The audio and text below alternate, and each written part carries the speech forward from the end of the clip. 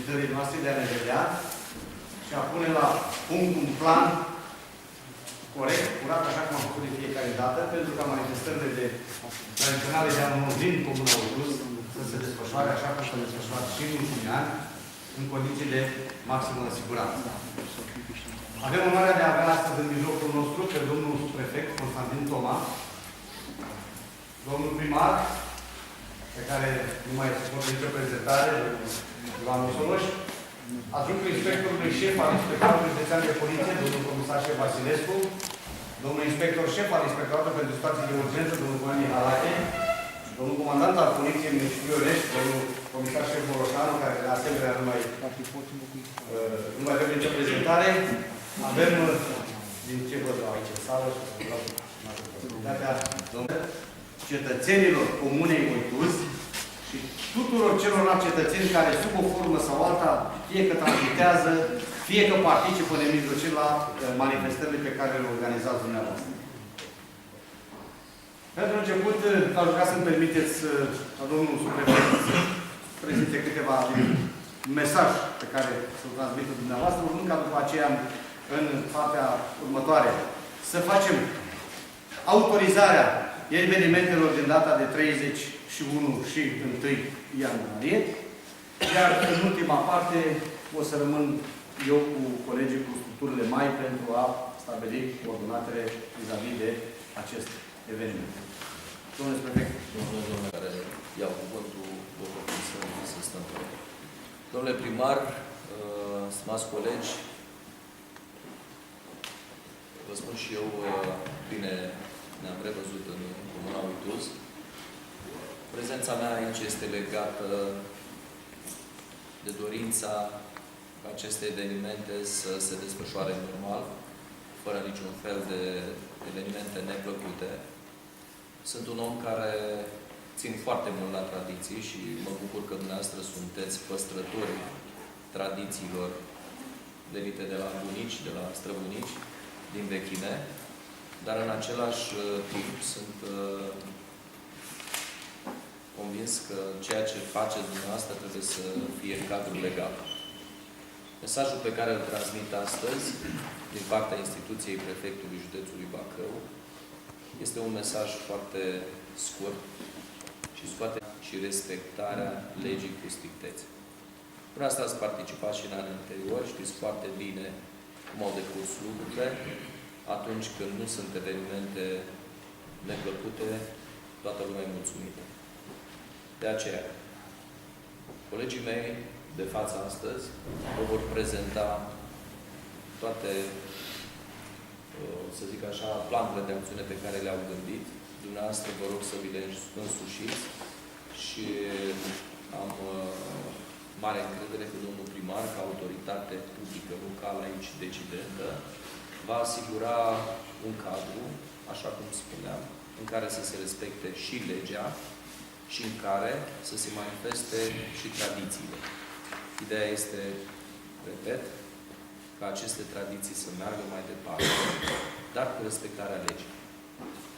Eu vă mulțumesc. Dacă aveți întrebări pe parcurs, vă rog să mi le adresați.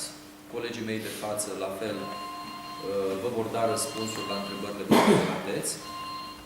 Eu am convingerea și transmit și un mesaj din partea domnului prefect Dorian Popovicu și un mesaj din partea ministrului afacerilor interne de respectarea legii și dacă aceste minime condiții pe care noi vi le cerem vor fi îndeplinite, sunt convins că nu vom avea niciun fel de probleme. Vreau și eu să vă spun, pentru că suntem la sfârșit de an, la mulți ani, să fiți sănătoși, să dea Dumnezeu ca anul care vine să ne aducă fiecăruia după cum sperăm.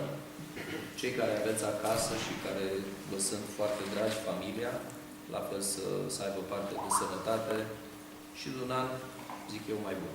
La mulți ani! Vă rog. Adresez sincer bine ați venit tuturor celor care sunteți oaspeți astăzi, domnului subprefect, domnului comandant al jandarmeriei, domnilor de la poliție. Vreau să vă inspir încrederea că autoritatea publică locală, respectiv Consiliul Local și în frunte cu primarul, am luat deja măsuri de așa natură încât activitățile tradiționale anului nou să se desfășoare în condiții legale și bune. Noi am format câteva și atunci activitatea lor este în afara legii. Nu știu câte din grupurile aflate acum aici au depus cerere la primărie, pentru că unitatea care eliberează autorizația de funcționare pe această perioadă 31 și 1 ianuarie este primăria. Dacă n-ați depus-o, vă rog asta să o depuneți, pentru că nu veți primi autorizație de funcționare. Populația comunei este bucuroasă că organele competente la nivel de județ acordă încă tribut și încredere comunei noastre, deși în urmă cu ani s-au întâmplat evenimente foarte grave la nivel de comună Uituz. Avem așa un, să spun, un palmares rău vis-a-vis de incidentele care au avut loc la nivelul comunei Uituz. În ultimii 2-3 ani au decurs aceste evenimente în mod normal, cu câteva excepții, și sperăm că anul acesta să fie un an cu adevărat demonstrativ în ceea ce privește disciplina privind aceste evenimente. Am încredere în dumneavoastră, dragi copii care sunteți aici, că veți înțelege și veți demonstra aceste evenimente cu dăruire, cu pasiune și fără ură vis-a-vis unii față de ceilalți. Vă mulțumesc și cred că acest mesaj al meu va fi, îl veți respecta în totalitate. Vă mulțumesc. Și asigură respectarea drepturilor, libertăților fundamentale ale cetățenilor, adică a dumneavoastră, a prevederilor prevăzute în Constituție, precum și punerea în aplicare a tot ceea ce înseamnă lege, acte emise de guvern, decrete emise de președinte, precum și alte acte normative care se elaborează la nivelul Consiliului Local. Domnul, n-am ezitat în a începe prin a face această prezentare. Acum, în mod pașnic și civilizat, cu protecția participanților, adică a dumneavoastră, și a mediului amial, fără să stânjenească folosirea normală a drumurilor publice, a transportului, spune aici în comun, cu excepția celor autorizate, funcționarea instituțiilor publice și acolo se enumără toate aceste probleme, așa, ori să degenereze în acțiuni tulburente, de natură, a pune în primejdie ordinea și liniștea publică, siguranța persoanelor, integritatea corporală, viața sau bunurile acestora, ori ale domeniului public, și nu pot fi continuate după ora 23, caz în care intră sub incidența dispozițiilor legii 61 din 1991, privind sancționarea faptelor de încălcarea normei de conviețuire socială. Și dacă ne ducem la legea 61, o să vedeți ce înseamnă acele fapte. Organizarea și desfășurarea adunărilor publice, acestea sunt interzise, sunt stabilite acolo câteva din coordonatele, toate care sunt interzise, dar am să mă refer la momentul în care aceste manifestări degenerează, capătă un caracter violent, încep să aducă prejudiciu penal, prejudiciu material, adică distruge agresiunea asupra forțelor de ordine, asupra cetățenilor și așa mai departe, aceste manifestări nu mai pot fi considerate ca fiind manifestări publice autorizate și intrate și protejate de lege. Ele deja sunt în afara legii, prin urmare, acolo trebuie autoritatea să intervină. Există în această lege și o participarea la scandal, la încăierare și toate celelalte, care sunt sancționate de legea 61. Deci, iată că niciunul dintre noi, nici noi, nici dumneavoastră, Cei care suntem obligați să asigurăm ordinea publică, dumneavoastră ca organizator, nu suntem pe undeva pe afară. Pentru fiecare dintre noi există lege. Scopul nostru aici, astăzi și dintotdeauna a fost, știți foarte bine, acela de a vă garanta și de a vă proteja să vă faceți manifestarea tradițională de anul nou în liniște, în siguranță. Să veniți cu toții sănătoși la manifestare, să vă întoarceți cu toții sănătoși. Nu mai revin mai departe, legat de partea de publice, locuri publice și toate aceste activități trebuie să aibă girul autorității publice locale. Primăria, prin domnii consilieri, prin Consiliul Local, prin toți cei care au atribuții pe această linie. Nu vreau să, în ani de închisoare sau în sancțiuni care înseamnă bani. Bani care cu greu nu câștigăm în ziua de astăzi, unii foarte mare greutate și ar fi foarte mare păcat și acum știe toată lumea că anul bugetar 2016 începe cu recuperarea amenzilor. Știți foarte bine. Deci nu mai poți să te duci la primărie să plătești impozitul pe casă, pe teren sau să vii sau să cumperi ceva, până când din spate nu ți-ai plătit daunele penale sau contravenționale pe care le-ai creat în diferite situații.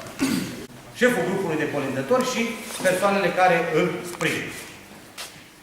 O să vă rog, în continuarea activității noastre, odată cu identificarea grupurilor, fiecare grup dintre dumneavoastră să vă gândiți să aveți proprii dumneavoastră oameni care să coordoneze deplasarea acestor oameni și toată manifestarea, activitatea pe drumul public.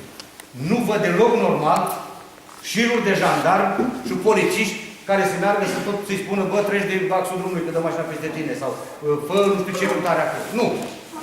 Dumneavoastră sunteți organizatori, dumneavoastră sunteți responsabili, potrivit legii, noi vă sprijinim în partea tehnică, adică acolo unde este nevoie de oprit traficul rutier, ca să puteți asigura traversul în siguranță.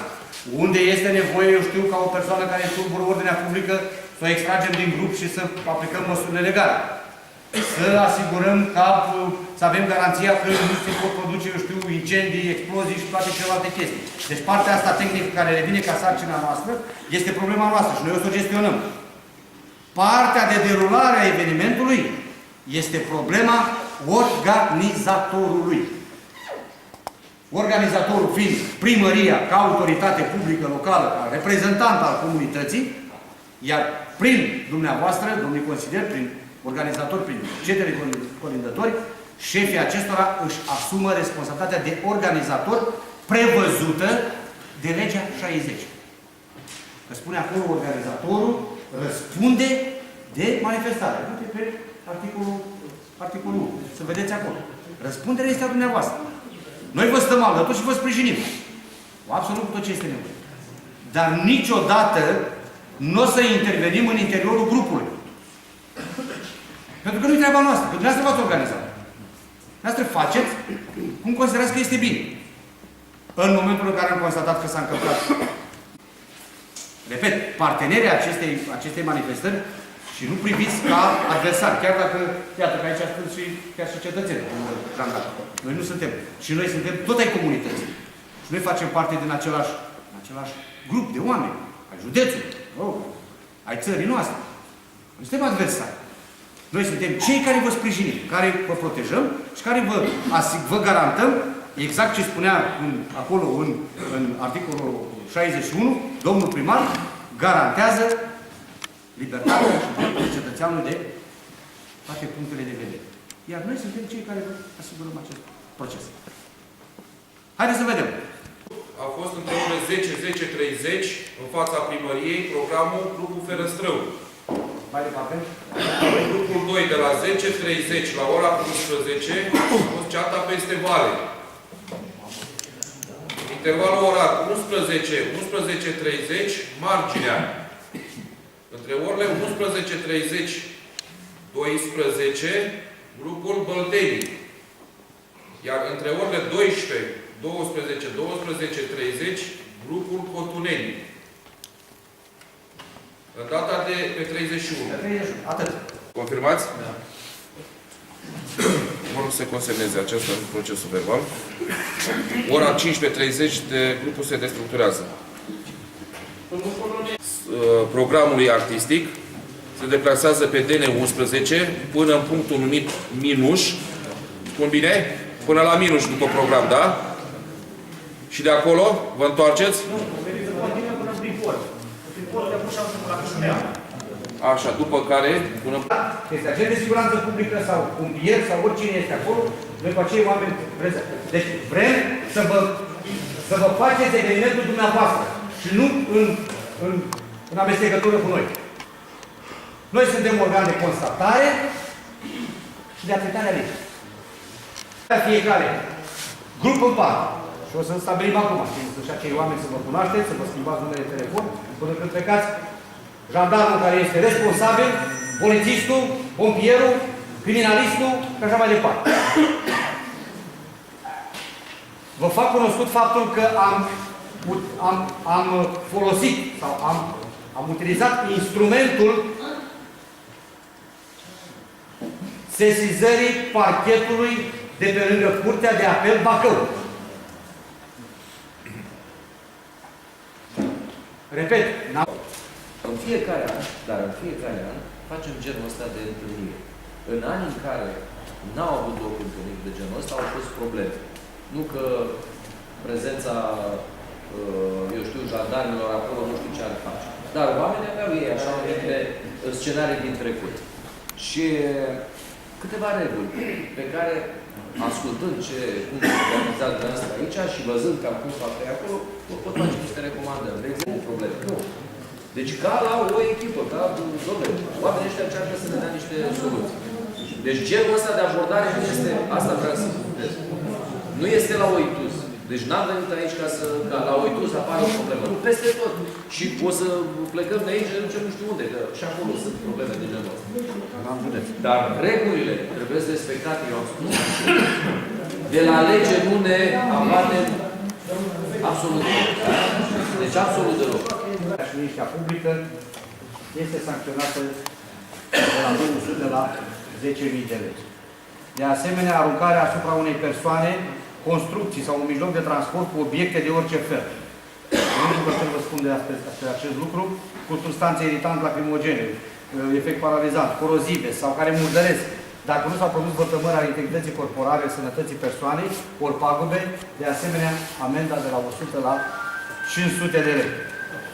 Nerespectarea măsurilor de ordine sau a regulilor stabilite, adică ceea ce am discutat noi astăzi aici, pentru buna desfășurare a manifestărilor culturale. Iată și aici sunt 500 la 1500 de lei. Consumul de băuturi alcoolice în locuri publice, în afara acestora, pe timpul desfășurării adunărilor publice, adică la ceea ce facem noi. Și aici punem paranteza, că nu zice nimeni că n-a băut un pahar, dar este interzis să stai pe stradă, în drumul național, cu sticla în mână, să consumi alcool. Legea nu ne dă voie. Deci, și de aici vă rog să fiți foarte atenți. De asemenea, consumul de băuturi alcoolice, spune aici, pe drumurile publice, și de aici vreau să scot în evidență, drumul public. Riscul este foarte mare. Accidente de circulație, oameni morți cărați de pe caldarâmul adunați cu farașul. Nu asta ne dorim. Provocarea ori participarea efectivă la scandal. Articolul 24 din legea 60. Refuzul unei persoane de a da relații despre stabilirea identității sale sau de a se legitima. De asemenea, iară contravenție. Împiedicarea sub orice formă a organelor însărcinate cu menținerea ordinii publice de a-și îndeplini obligațiile de serviciu privind legitimarea sau conducerea unei persoane la țelul poliției constituie de asemenea contravenție. Discutăm de astăzi dimineață. Oameni buni, nu putem bloca drumul public sub nicio formă. Drumul nu este al nostru. Nu este a unui grup, nu este a unei entități. Drumul public înseamnă public la toată lumea. Deci, trebuie să găsim soluții ca manifestarea să facă de așa manieră încât drumul public să fie funcțional. Pentru noi, pentru părinții dumneavoastră, pentru rudele dumneavoastră. Stau și vă întreb, dacă ai un rudă la Ferăstrău care i s-a făcut rău și trebuie dusă de urgență la spital la Onești și noi avem drumul blocat, că avem cete de mascați Și omul ăla, în loc să ajungă în 5 minute la acolo, să intre pe mâna medicilor, și ajunge după 7 minute, și omul ăla moare în mașină, mai ai aceeași atitudine, ce vrea bă ăștia din blochează de tot, primezi să blochezi drumul? Te pun în locul acelui om. Și o să vedeți că la vremea respectivă o să aveți altă abordare. Ferească Dumnezeu, ia foc casa la un om.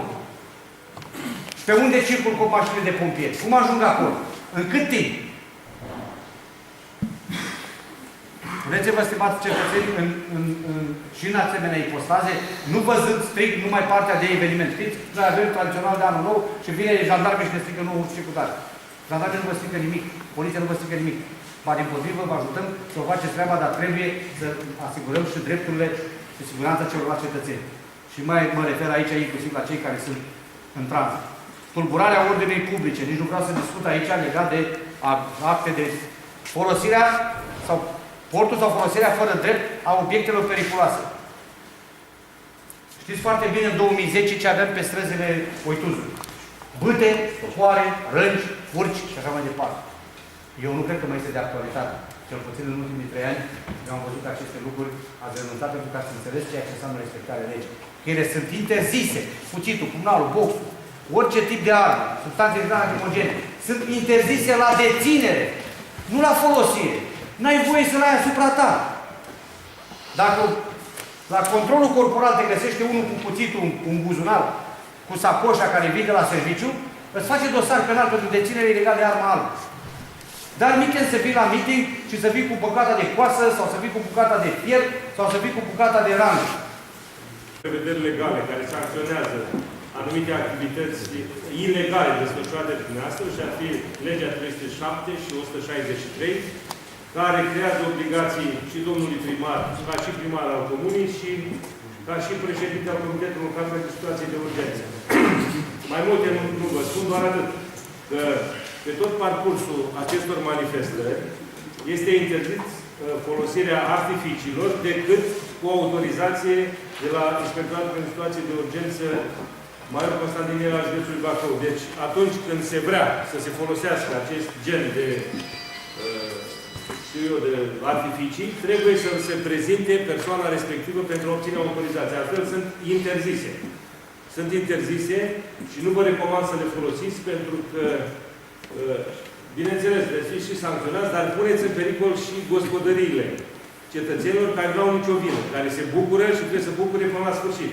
Am avut situații când de la, eu știu, un articol de ăsta folosit necorespunzător a ajuns în podul cetățeanului, a luat foc casa, am întâmpinat greutăți în deplasare și nu exagerez, pentru că știu că, chiar dacă nu mai umblați cu coase, cu furci, am văzut și anul trecut acele burte cu cuie pe care le puneți la roți și nu se mai pot deplasa pe DN. Și aici am pățit-o personal, nu poate să mă contrazică nimeni.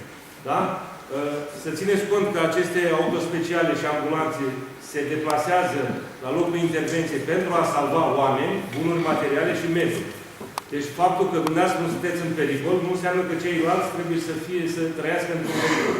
Așa că rugămintea mea când auziți și vedeți, pentru că folosim ambele sisteme, să faceți loc ambulanței și pompierilor să-și facă datoria și să nu ne trezim atunci viteji că noi putem opri orice. Interziție folositul acelor torțe pe care le folosiți dumneavoastră. Deci ala înseamnă foc deschis și la... Repet și eu, voi supraveghea îndeaproape ceea ce se va întâmpla în zilele următoare la anul turism.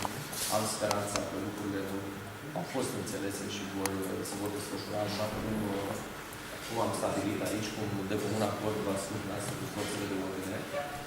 Să știți că nu vom tolera nimic. Orice abate la ceea ce s-a stabilit aici va fi sancționat. Deci este un mesaj clar, ferm. Și să nu încercați să găsiți alte soluții decât cele pe care le-am stabilit aici. Nu vom tolera nimic. Am speranța că domnul primar, domnul Consiliul Local, a înțeles foarte clar cum stau lucrurile și să doresc să fie, da? Așa că toate părțile, toate lucrurile să fie desfășurate corect și dumneavoastră să vă puteți manifesta frumos, elegant, corect, fără niciun fel de evenimente plăcute. Încă o dată la mulți ani și sper la sfârșitul zilei de întâi, când va veni raportul de la forțele de ordine, să nu apăreți dumneavoastră cu eventurile. La mulți ani. Cu pericolele enorme care înseamnă, ferească Dumnezeu, incendiu, care poate să fie casa mea, a dumneavoastră, a rudelor, a prietenilor. Drumul acesta nu are decât 15 metri stânga-dreapta, dacă vezi dintr-un gard în altul, 20 de metri. La 10 metri o scânteie poate propaga un incendiu pe care nu mai putem controla. Casele sunt aproape lipite una de celălalt. Vremea în ziua de 2 ce date avem noi acolo nu este una foarte bună. Și foarte bine că se amplifică. Se răcește și începe vântul.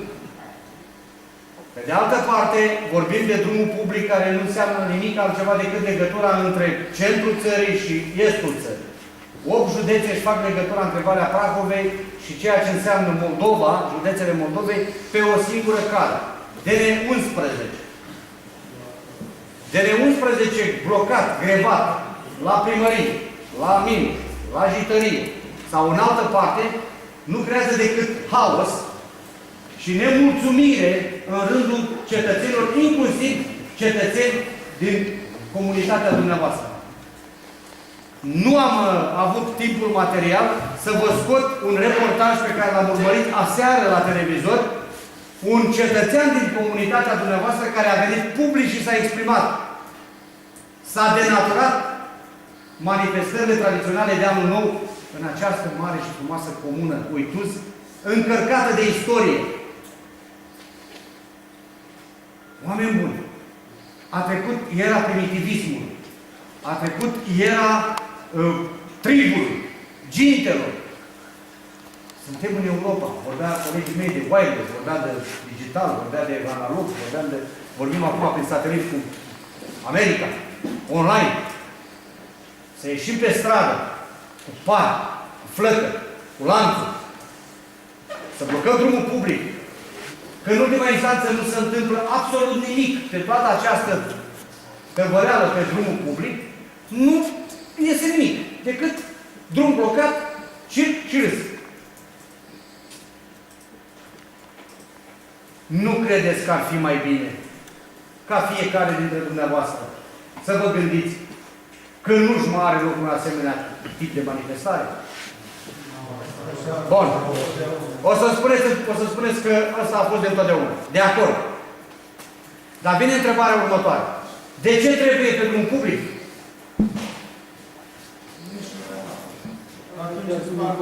Bun. Trebuie să o spargem neapărat blocând traficul?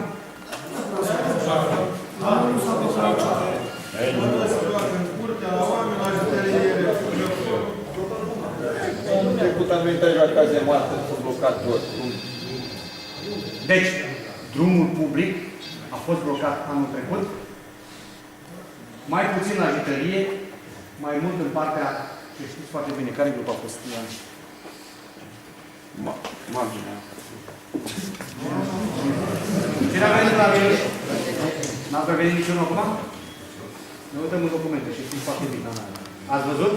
V-ați luat la ceartă, ați stricat și ați blocat și drumul, v-ați luat și la ceartă și nici n-a ieșit nimic. Eu vă recomand și vă solicit în același timp, în egală măsură, cu colegii mei de la Inspectoratul de Poliție și colegii de la Inspectoratul de Pompieri, ca aceste activități să se desfășoare strict pe locurile unde dumneavoastră vă constituiți să faceți acel ceremonial.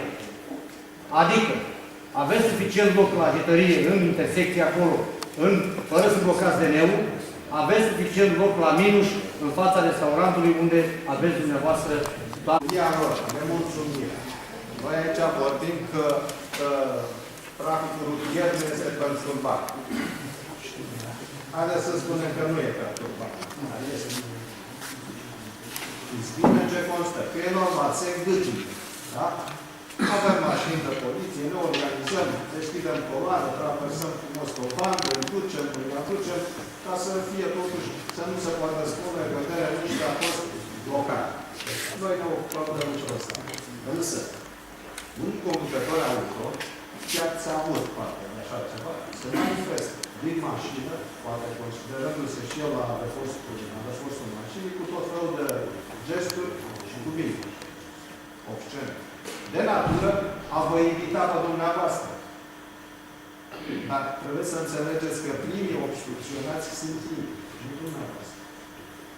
Dacă dumneavoastră nu ați fi pe drum public, a rosti cuvinte de jignire din partea conducătorului de auto către un cetățean de pe trotuar, aia este fapta lui.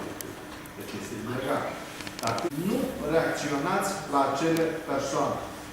Eu vă spun, eu știu, nu știu dacă se leagă și de bani și de alte secții. Am înțeles și mesajul domnilor care au plecat. Nu-și asumă responsabilitate, foarte bine, trebuie să aplice legea. E foarte bine ceea ce am făcut. Tocmai de-aia am vrut să întreb și înainte ce o să facem cu data de 2. La băieți le-am zis și înainte, le spun și acum, care e problema cea mai mare. Băieții care joacă 3 zile în capră, la 3-a seară, nu mai se întâmplă nimic. Ca să mai iasă cu moștoace, nu ei ies cu moștoace, cu cam destui ani care ies cu capra. Problema cea mai mare este, din toți umflat de băutură, Ghiță, Vasile și mai departe, furci. Eu am întâmpinat-o când mi-am asumat fiecare an responsabilitatea, deci anul ăsta nu mi-o mai asum, a 3-a seară. Dacă ei vor să termine mai repede până în ora 17, ceva de genul, ca să n-aibă de face cu toți nebunii, dacă vor, asta e problema. Nici nu au cum să o ocolească, pentru că ei a 3-a seară se termină în Călcăi, acum capra s-a mărit, sau partea din Călcăi de sară, partea din jos de ce este capra care se face. Dar ar trebui să gândească că ei răspund de treaba respectivă. În fiecare an a fost probleme, chiar cum a fost și anul trecut. Dar vor să fii în față și este o învârzeală că nu mai poți să ții. Aici e pericolul mare. Blochează civilii stradă. Nu putem să le explici. Eu i-aș sfătui să facă în așa fel să nu mai dea oportunitatea de a ieși toți bețivii la 7 seara cu promoștoace și să lanțul de 5 metri cu foc și așa mai departe. Tură în parte, va avea criminalistul propriu. Și o să-l vedeți pe colegul nostru îmbrăcat criminalist. Poliția criminalistă. Structurile de judiciare ale jandarmeriei la fel vor fi toate. Nu vă fac niciun secret, avem deja puse în funcțiune dispozitivele de înregistrare care funcționează în momentul de față, noi toți. Pe drumul public. Obligat. Ați văzut oamenii ăia despărcați în pielea goală cum ăla învârtea de foaie și sărea bucăți de combustibil, de cârpe, de ce era acolo, săreau pe oameni. Vi se pare absolut normal să se întâmple lucrul ăsta. Iată, varianta cea mai bună pe care ne-am gândit, încă o dată vă repet, nimeni nu se pune în calea tradiției, obiceiuri și așa mai departe. Dar de ce nu vă constituiți la ajitărie acolo și jucați acolo capra la ajitărie, nu vă întâlniți în alt punct aici, la Minus sau în altă parte, în afara drumului public și dansați, jucați acolo 3 zile și 3 nopți, că nimeni nu vă va spune nimic. Problema este drumul public, punct. Nimic altceva. Domnul colonel, la întrebarea care o pun eu acum, autorizația pe care noi o eliberăm pentru 31, 1 și 2 sau 31 și 1? 31 și 1, că asta prevede legea. Mai mult, dar noi avem ce facem. Noi am vrut să atingem problema de 2 ca să înțelegeți cu toții că 2-ul nu mai reprezintă nimic. Deci nu mai reprezintă din punctul ăsta de vedere nimic. Rămâne doar un ritual care îl duceți dumneavoastră mai departe. Dar trebuie scos din ecuație drumul public. Deci ați văzut Varuș că a spus, care face capul de 10 ani, cel puțin știu eu, dacă nu mai mult. Deci voi creați condițiile ca să iasă niște oameni în stradă, cetățenii ai comunii, să fac scandal, să blocheze drumul, să folosească foc, să folosească lanțul, și mai departe. Creați-le condiții. Cine o să răspundă, o să vedem. V-a spus, totul e filmat, totul e registrat. Facem anchetă după 3 luni, dar din aia, dacă nu dumneavoastră, în țară sunteți corect. Ați venit, ați semnat, sunteți foarte corect. Dar creați condiții să iasă alții care nu știu ce vorbim noi. Abar n-am. Noi ne trezim cu în stradă care e sălbat. În băutură, români, mă rog, tot din voi. Îți băieți serioși dintre voi și oameni care ne cunosc și care au înțeles să facă ordine acolo. Că nici noi nu putem singuri. Fără cetățean nu poți mai face, nu poți să fiu vigează pe peți, că dau una cap la mea acolo. Dacă nu știi să vorbesc cu el. Dar voi le creați condiții să iasă de țivia aia stradă care state prin țări. Să se bat, să sparg facuri, să sparg mașini, să opresc și voi să faceți bonașă. Țineți minte că am 30 de ani când vin la 100 de ani de ani. Și ne cunoaște cu majoritatea cei care sunt vârți, consilieri. Deci vă spun că vă puneți viața în pericol dumneavoastră și libertate, care mi-e scumpă decât orice. De atâția ani stau cu voi aici. Încercați să limitați aceste fenomene. Că e spre rău dumneavoastră. Nu cade anul ăsta, unul cade numai tânăr la tratatul de noi. Gândiți-vă că libertatea cel mai scumpă bună al unui om, cel mai mare valoare. Nu înțelegeți? Ieșiți, blocați, nu să luăm măsuri în măsura în care se impune, dar vă rog, gândiți-vă foarte bine de 10 ori. Că aici se întâmplă odată ca la electricitate și ai murit. I-am făcut acasă, alt 50 de casă. Cine răspunde? Atâția oameni rămân pe drumul, iar în iară, veni gerul, în 20 de grade, până. Treaba voastră. Eu v-am spus, v-am atenționat, mi-am făcut datoria, din punctul de vedere, v-am sfătuit prietenesc și omenesc. Ce ați înțeles, rămân de văzut. Bun. Și ați văzut că am avut o colaborare foarte, foarte, foarte bună în ultimii ani. Încă o dată, nimeni nu vine să vă restricționeze nimic. Ba dimpotrivă, vrem să dezvoltați aceste evenimente. Vrem să le faceți de manieră, dacă vreți, cât mai civilizată. V-au pus colegii mei acolo pe ecran și câteva imagini cu tipuri de tradiții și obiceiuri și manifestări. Repet încă o dată, nu vrem să venim să schimbăm cu nimic regulile jocului dumneavoastră. Dar vrem pe undeva să ajungem într-un anumit stadiu de respect față de ceea ce înseamnă lege și ce înseamnă siguranța oamenilor. Acum, am vorbit de data de 2. Vă repet încă o dată. Noi nu lăsăm evenimentul acesta din 2, lăsat așa la voia întâmplării. Vor fi 2 jandarmi, vor fi 20, vor fi 25, cât vor fi. Asta este măsura pe care o stabilește structurile Ministerului de Interne. Deci noi vom fi prezenți aici. Însă, aș vrea totuși ca dumneavoastră să limitați pe cât posibil efectul acesta care se răsfrânge asupra drumului public. Ați văzut că nu v-am spus nimic legat de faptul că ați intrat în conflict cu jandarmi. Nu v-am reproșat de faptul că v-ați bătut între dumneavoastră. Nu v-am reproșat absolut nimic. Am spus un singur lucru. Drumul public ni se reproșează nouă, în special, nouă ca autorități, că nu suntem în măsură să aplicăm, să impunem lege. Adică legea ca drumul public să nu fie grevat. Că circulați pe o singură bandă dumneavoastră, civilizați, și vă felicit pentru modul cum ați înțeles și v-ați manifestat de fiecare dată. Nu dumneavoastră reprezentați problema. Problema o reprezintă alaiul care vine după dumneavoastră, care este incontrolabil. Câte sute de jandarmi, acei 10, 20, 30 de jandarmi care au fost lângă dumneavoastră, n-a fost pentru grupul de colindători. Că dumneavoastră ați mers în mod ordonat și am urmărit lucrul acesta. Ați ținut o singură bandă. În spatele dumneavoastră vine cu hoiul, de care dumneavoastră nu vă puteți disocia. Nu aveți cum să-i alungați cu oamenii aia acasă. Nu putem noi să-i ținem într-o singură bandă, dar dumneavoastră.